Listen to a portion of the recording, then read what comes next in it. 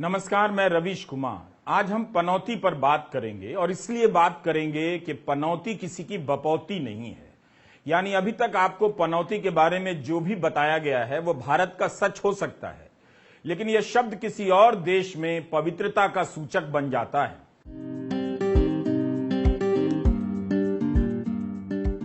यह पनौती है दिल्ली से 1194 किलोमीटर दूर, नेपाल का एक शहर। आपने पटौदी तो नहीं सुना, कृपया इसे पनौती ही सुने।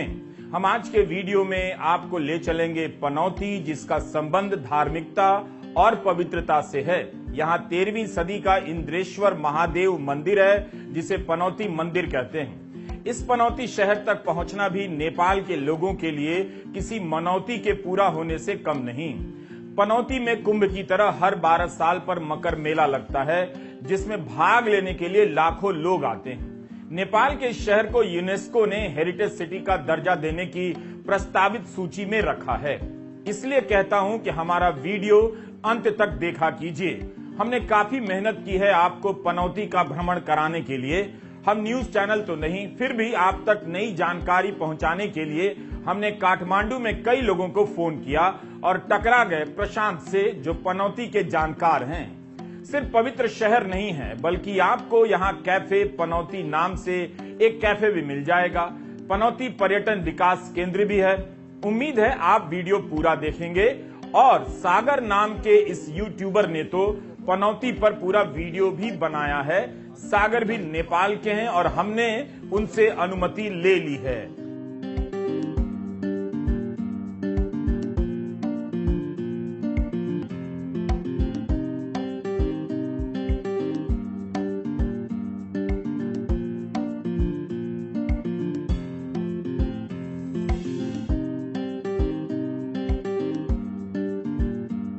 राजनीति में भाषा की मर्यादा के जितने भी नियम थे, आप जानते हैं कि 2014 के बाद किसने तोड़े।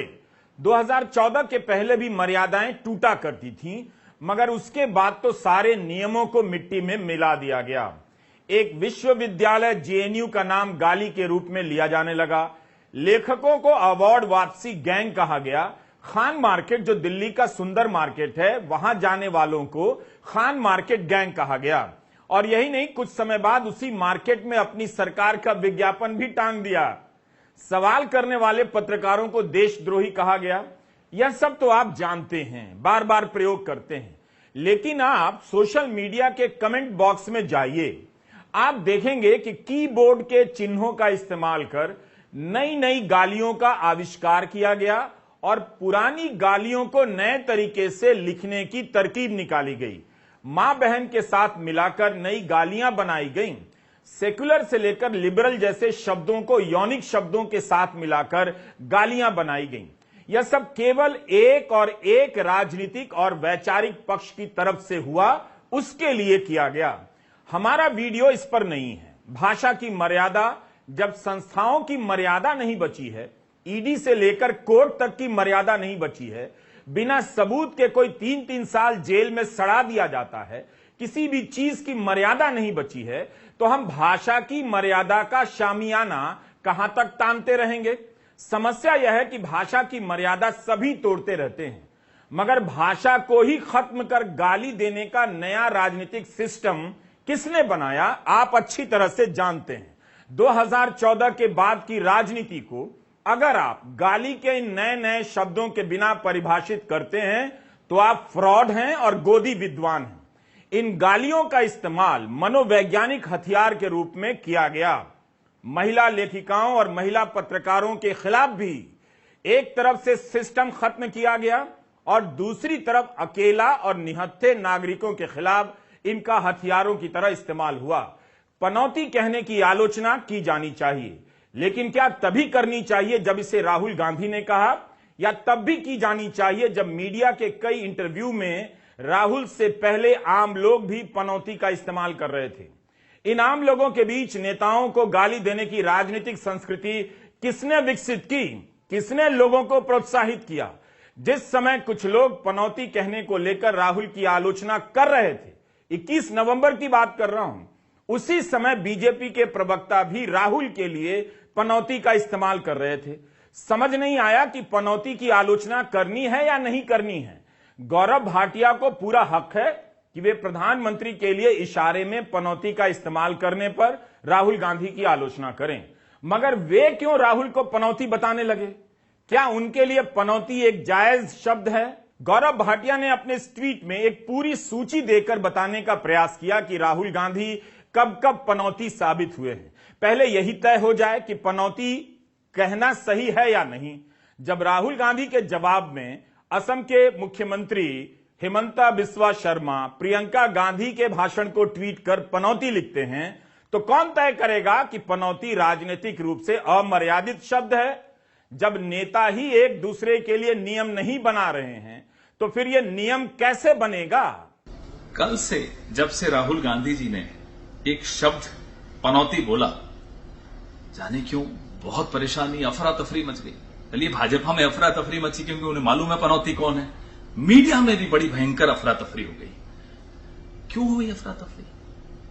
ये तमाम एंकर हमें ज्ञान देने जो आजकल आए हुए हैं, अरे राहुल गांधी को ये नहीं बोलना चाहिए, भाषा की मर्यादा रखनी चाहिए, ये करना चाहिए, वो करना चाहिए। हम चुनौती देते, मैं नाम नहीं लेना चाहता, सब हमारे दोस्त हैं मीडिया के एंकर्स, लेकिन चुनौती वो स्वीकार करें। एक ट्वीट हमें बताएं कि जब राहु काल निर्मला सीतारमण कहती थी, मूर्खों का सरदार मोदी जी खुद कह चुके हैं, शिवराज चौहान ने क्या क्या कहा, अलग अलग टिप्पणियां जो भाजपा के बड़े नेताओं ने, उसके खिलाफ एक ट्वीट, ये जो हमारे दोस्त हैं ना टीवी चैनल्स में, ज्ञानचंद बने हुए हमें ज्ञान दे रहे हैं, इन तमाम ज्ञानचंदों को हम कहते हैं, एक ट्वीट हमें बताइए जब इन्होंने प्रधानमंत्री की निंदा की हो, किसी भारतीय जनता पार्टी के नेता की निंदा की हो और उन्हें याद दिलाया हो कि भाषा की मर्यादा रखिए। तब तो कहते थे नहीं, प्राइम मिनिस्टर टेक्स अ जाइब, prime minister takes a jibe, तो Rahul Gandhi also can take a jibe. तो एक तो नहीं हो सकता ना, one man's jibe can not be another man's insult. अगर वो जाइब है तो ये भी जाइब है, और अगर ये इंसल्ट है तो वो भी इंसल्ट है। दोगली बातें बंद कीजिए। हमारे दोस्त हैं आप, हमें अच्छा लगता है आपसे सलाह लेना, लेकिन ज्ञानचंद अगर आप बनते हो तो दोनों तरफ ज्ञान बांटो, सिर्फ हमें ज्ञान मत बांटो। पनौती कहना उन्हें बुरा लग गया जो खुद को किस्मत वाले और दूसरे को बदनसीब कहा करते थे। फरवरी 2015 में चुनाव के समय प्रधानमंत्री मोदी ने कहा था कि अगर नसीब वाले से काम बन रहा है तो बदनसीब को लाने की क्या जरूरत है। उनके शब्द हैं, जब आप खुद को नसीब वाला कहते हैं तो एक तरह से दूसरे को पनौती ही कहते हैं। हम दावा नहीं करते कि पनौती का इस्तेमाल राजनीति और साहित्य में सबसे पहले कब और किसने किया, इस तरह के दावों से बचना चाहिए। लेकिन आपको तारक मेहता का उल्टा चश्मा याद होगा। इस सीरियल में जेठालाल अपने फोन पर पनौती नाम से एक नंबर सेव करता है। पनौती वह पत्नी के भाई को कहता है। सीरियल पॉपुलर हुआ तो पनौती भी घर घर में पॉपुलर होने लगा। इसके बाद एक फिल्म आती है खट्टा मीठा। इस फिल्म में अक्षय कुमार जब भी रोड रोलर पर चढ़ते हैं, रोड रोलर बंद हो जाता है। तब झुंझलाकर जॉनी लीवर कहते हैं कि पनौती तू उतर नीचे, जब भी रोड रोलर पर चढ़ता है बंद हो जाता है। अक्षय कुमार की ही एक और फिल्म आती है हाउसफुल। इसमें एक गाना है, सच अब पनौती, सत्य वाला सच नहीं, अंग्रेजी वाला SUCH सच। तो गाना है, हाथों की रेखा इसे रुलाए, किसी रबर से मिट ना पाए, लाइफ कुछ भी देती नहीं है, बदले में लेती ही रही है, सच पनौती दुनिया में कहीं देखा ही नहीं। He is such A loser, he is such A loser, oh what A loser. इस तरह पनौती पॉपुलर हो जाता है। हंगामा फिल्म में परेश रावल अपनी पत्नी को पनौती कहते हैं। परेश रावल 2014 में बीजेपी के टिकट पर सांसद बनते हैं। अक्षय कुमार किस तरफ हैं आप जानते हैं, तो जो उस तरफ है संयोग से उनका योगदान पनौती को पॉपुलर करने में कुछ ज्यादा नजर आया। बहरहाल यह सब उदाहरण इसलिए दे रहा हूं कि किस तरह फिल्मों और सीरियल के जरिए पनौती को आम शब्दावली का हिस्सा बनाया जाता है। यहां तक कि बच्चों के लिए एक बहुत अच्छी फिल्म आई चिल्लर पार्टी। उसमें एक बच्चा होता है, उसे सारे बच्चे पनौती कहते हैं क्योंकि उसके बोलने कहने से काम उल्टा हो जाता है। फिल्म में एक सीन है, बच्चा बैठकर मैच देख रहा है, बच्चे देख रहे होते हैं और वो बच्चा कहता है देखना इंडिया मैच जीतेगा, और तभी मैच हार जाता है। पहली बार औपचारिक रूप से क्रिकेट में हार को पनौती से जोड़ा जाता है बच्चों की फिल्म में। संयोग देखिए कि इस बार क्रिकेट में भारतीय टीम की हार के कारण ही बड़े बड़े आम लोग एक दूसरे को पनौती कहने लग जाते हैं और मामला राजनीतिक हो जाता है। याद है? हाँ, क्या पनौती पनौती पनौती, वो अच्छा भला वहां पे, अच्छा भला हमारे लड़के वहां पे वर्ल्ड कप जीत जाते, वो वहां पे पनौती हरवा दिया। टीवी वाले ये नहीं कहेंगे, टीवी वाले ये नहीं कहेंगे, मगर जनता जानती है। कृपया करके राहुल गांधी इतने हताश नहीं हो कि जिस परिवार से आते हैं उसकी सारी मर्यादा तार तार करते हैं। मैं इतना ही कहूंगा, यह बहुत ही भर्त्सना योग्य टिप्पणी है, शर्मनाक है। राहुल गांधी माफी मांगे इसके लिए, लेकिन माफी तो मांगते नहीं। आपको मालूम है, कोर्ट की डांट पड़ती है तो वहां माफी मांगते हैं, तो इसमें क्या कहा जाए। लेकिन इन सबों का जवाब देश की जनता देगी। वैसे राहुल गांधी को पप्पू जिस अर्थ में कहा गया उसमें पनौती का भी भाव रहा है। बस यही है कि अब राहुल पलटवार करने लगे हैं, जिसे देखकर कुछ लोग विचलित हो रहे हैं। वो लोग भी जो कभी मोदी के शब्दों की आलोचना नहीं करते, मगर चाहते हैं कि राहुल के शब्दों की आलोचना की जाए, ठीक जैसे इस्राइल कर रहा है। वो कहता रहता है कि हमास की निंदा कीजिए, लेकिन गजा पर बम गिराना बंद नहीं करता। निंदा करने के बाद भी वह बमबारी और कब्जे से बाज नहीं आता है, लेकिन जब भी बम गिराता है उसे सही ठहराने के लिए कहता है हमास की निंदा करो। साफ है, इस्राइल को निंदा से कुछ मतलब नहीं। मर्यादा की शुरुआत उस पद से पहले होनी चाहिए जिस पद के लिए कहा जा रहा है कि पनौती बोलकर उस पद की गरिमा पर आघात पहुंचाया गया है। पनौती का इस्तेमाल करना गलत है, इसे कहने में संकोच नहीं होना चाहिए। गलत तो मूर्खों का सरदार कहना भी है। इन सबसे ज्यादा भयंकर गलत है कि किसी महिला को जर्सी गाय कहना। क्या जर्सी गाय कहने वाले देश के महिलाओं से माफी मांग रहे हैं? क्या उन्होंने माफी मांग ली है? भारत विश्व कप हार गया, उस दिन भारत का खेल चैंपियन वाला नहीं था। ना गेंदबाजी बेहतरीन थी, ना बल्लेबाजी। फिर भी सबकी इच्छा थी कि भारत ही जीते। फैंस उदास होकर लौटने लगे और यह बात मीडिया के इंटरव्यू में लोग ही कहने लगे कि पनौती के कारण हार हुई है। और उन्हीं गोदी चैनलों पर पहली बार यह बाइट चला। ट्विटर पर एक बड़े चैनल का रिपोर्टर जब लोगों से बात कर रहा था, तब किसी ने कह दिया कि पनौती आ गया। इसके बाद कई ऐसे बयान चलने लगे सोशल मीडिया में और मीडिया में कि पनौती के कारण हार हुई। हार के कारण खिलाड़ी थे, यह बात खेल के प्रेमी भी भूल गए, मगर उस दिन तो वे क्रिकेट ही भूल गए थे। शतक बनाने पर हेड के लिए ताली तक नहीं बजाई। ट्विटर पर 3 दिनों से पनौती मोदी ट्रेंड कर रहा है और भारत सरकार ने ट्विटर को लिखकर इसे बंद क्यों नहीं कराया? जबकि कई पत्रकार जब सरकार से कड़े सवाल पूछ लेते हैं तो उनका अकाउंट बंद हो जाता है। हम आपको जल्दी ही नेपाल के पवित्र शहर पनौती ले चलेंगे और बताएंगे कि पनौती का संबंध पवित्रता से है, लेकिन उससे पहले इस शब्द के प्रचलन की बात कर रहे हैं। हम आपको बता दें कि यूपी में भी एक गांव है जिसका नाम पनौती है, चित्रकूट जिले में है। लेकिन इस गांव के बारे में हमें जानकारी नहीं है कि पनौती नाम क्यों पड़ा। मगर इतना जानता हूं कि शुभ अशुभ के दलदल में यह देश इतना धंसा हुआ है कि कई घरों में सुबह सुबह लोग कुछ गांवों का नाम नहीं लेते। आप पता कीजिए अपने घरों में। जब पनौती वाला बयान पॉपुलर होने लगा तो सोशल मीडिया पर कई विद्वान आ गए जो बताने लगे कि पनौती का संबंध अशुभ और अंधविश्वास से है, इसका इस्तेमाल नहीं करना चाहिए। कुछ यह भी बताने लगे कि पनौती शब्द का उद्गम कैसे हुआ और इसका अर्थ कैसे बिगड़ता बनता चला गया।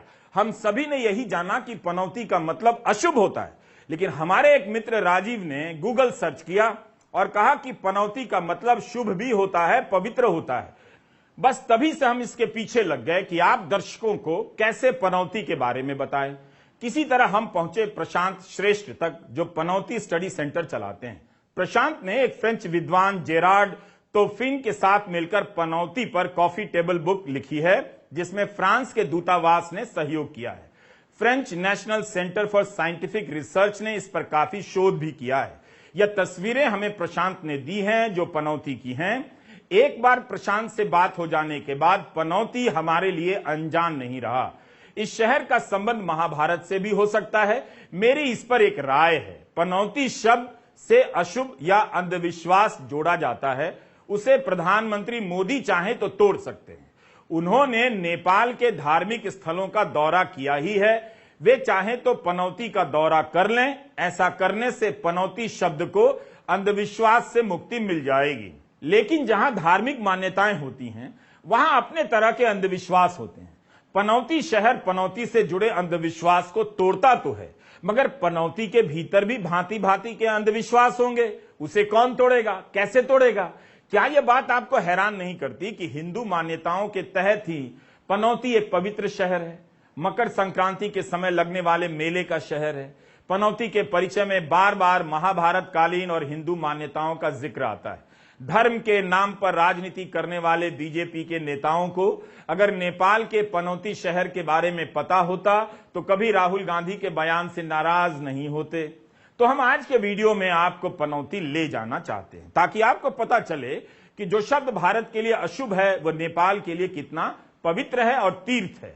यही वो पनौती शहर है। काठमांडू से 30 किलोमीटर दूर हिमालय की गोदी में बसा एक छोटा सा मगर पुरातात्विक शहर। पुण्यमती और रोशीखोला नदियों के संगम पर बसा है। जिस पहाड़ी की गोद में यह कस्बा बसा है उसका नाम महाभारत पहाड़ी है। इसके इर्द गिर्द हल्की पहाड़ियां हैं, ऊंचे पहाड़ नहीं है। अगर पवित्र नहीं होता तो महादेव के इस मंदिर को पनौती मंदिर नहीं कहा जाता। यहाँ के शिवलिंग को लेकर अपनी कहानियां हैं, मान्यताएं हैं, जो भारत में कही जाने वाली तमाम कहानियों और मान्यताओं से बहुत अलग नहीं लगती। यहाँ के महादेव मंदिर की बहुत प्रतिष्ठा है और इसके दर्शन के लिए दूर दूर से लोग आते हैं। माना जाता है कि शिव ही पनौती के अभिभावक और रक्षक हैं। इसका इतिहास लिच्छवी साम्राज्य तक बताया जाता है। 400 से लेकर 750 ईस्वी के समय इसके अस्तित्व के प्रमाण मिलते हैं, जो इस संग्रहालय में रखे हुए नजर आते हैं। इतिहासकार मानते हैं कि उस समय से ये इलाका काफी विकसित रहा है। यहाँ नेवारी भाषा ज्यादा बोली जाती है। पहले इस जगह का नाम पलाती था, फिर पांचाली हो गया और फिर बदलकर पनौती हो गया। एक मान्यता के अनुसार पनौती के पूर्व में बहने वाली 3 नदियों पद्मावती, लीलावती और रुद्रवती के नामों से एक एक अक्षर लेकर इसका नाम पलाती रखा गया, जो बाद में पनौती हो गया। वास्तव में पनौती एक शहर, एक ऐसा शहर है जो पौराणिक काल से भी महत्वपूर्ण स्थान में दर्जा गया है। जैसे कि इंडिया के कुंभ मेला, जहाँ पे करोड़ों लोग भाग लेते हैं, वही टाइप का एक मेला होता है यहाँ पे, मकर मेला, जो 12 वर्ष के एक बाद कुंभ के चक्र में ये घूम रहा होता है। और ये 12 वर्ष मेला यहाँ पर 1 महीने के लिए होता है। और ये मेला इसलिए प्रख्यात है कि ये मेला से आपको एक पाप मोचन का मेला भी कहा जाता है। इसका अर्थ ऐसा होता है कि जब यहाँ पे जब इंद्र जो भगवान स्वर्ग के भगवान थे, वहाँ ने अपने जीवन में किया हुआ बुरा काम के रूप से वहाँ को शरीर में जो शरीर भर योनि का सांप लगा था, उसको मुक्त करने के लिए वहाँ ने जो स्थान को खोजने के क्रम में यहाँ पे त्रिवेणी घाट में आकर वहाँ का पाप मोचन हुआ था। इसी काल से ये एक स्टोरी है जो ऋषि पत्नी अहिल्या को जब वहाँ इंद्र स्वयं ने जो वहाँ ने जो संभोग किया था, उसी को पाप मोचन करने के लिए यहाँ पर आकर ही पाप मोचन हुआ है, ऐसा कथन है। इसी के कारण से पनौती एक महत्वपूर्ण धार्मिक स्थल बना हुआ है। अब यहाँ पर देख सकते हैं मेरे पीछे में इंद्रेश्वर महादेव, जो अभी आप यहाँ देख सकते हैं, वो वहाँ के पाप मोचन के बाद बनाया हुआ मंदिर के रूप में जाना जाता है। और पनौती स्वयं एक ऐसा शहर है जो सिंगल शिला पर बना हुआ शहर के रूप में भी माना जाता है। और आप देख सकते हैं यहाँ पर जो 2 नदी है, एक रुद्रावती और एक पुण्यवती, जो दोनों का संगम होकर जब एक गुप्त नदी आता है, जिसके मिलने से ये त्रिवेणी बन जाता है, वही कारण से ये एक महत्वपूर्ण त्रिवेणी धाम के रूप में चला जाता है। और प्रत्येक वर्ष में एक यात्रा भी होता है, जहाँ पर आप एक संभोग की यात्रा होता है, जो एक किस्म से कहे जाने पर हम कहते हैं कि यहाँ का एक महत्वपूर्ण यात्रा है। जो आप तस्वीर में देख सकते हैं, वहाँ पर 3 रथ का मिलन होता है और वही एक महत्वपूर्ण यात्रा के रूप में अभी तक भी पनौती एक चर्चित स्थान में जाना जाता है।